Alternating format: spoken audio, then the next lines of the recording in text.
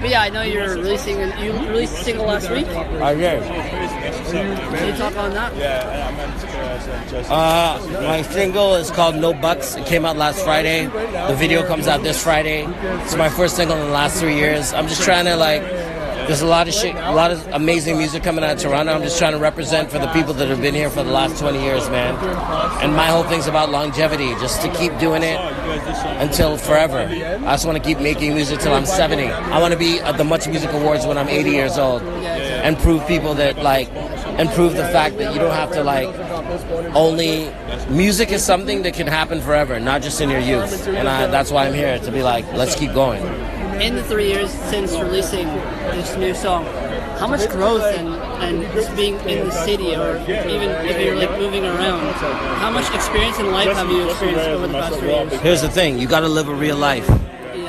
Before you make your first record, you're living a real life. Then you put a record out, your life changes. And a lot of artists just never go back to living a real life. I took some time away to just move out to the country and live a real life. And I think what a real life is just not concerned about the Instagram, about how many people are streaming your shit. Just live life day to day. The things that made you who you were, that made you want to make records.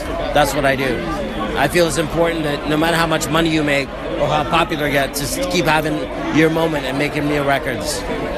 And I know you released a song last week. Were there other songs that you had made, but you kind of made the decision this song that you made was the most important one to be released? Yes, it was. Because I feel like when you're an artist that's mature and has been around a while, this was the song that was a result of me hanging out with Toronto mans, you know what I mean? Yeah. Just walking the streets, going to apartment 200, seeing what was going on the streets. That's, to me, what the song represents. While a lot of artists who are mature or older, they don't really hang out and come down and check out what's going on the streets. So this was a representation of that. And for Toronto culture now, opposed to when you were actually starting, how much of a difference do you think there's been? It's the same, man. It's just people are just making more money. There's just people, the whole world is just more interested in Toronto than they ever was, and that's a good thing. My only hope is that the new artists respect the old artists and bring them to the forefront, because in America they do that. In rock and roll music they do that. It's all about being successful and making money, but also being respectful of what came before you.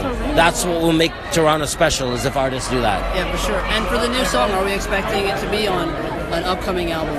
I'm doing an EP, but this is just a one-off. We'll see what happens with the EP. I'm just wilding out. For sure. Respect. You're an absolute legend. So, thank you. For sure. You're great, man.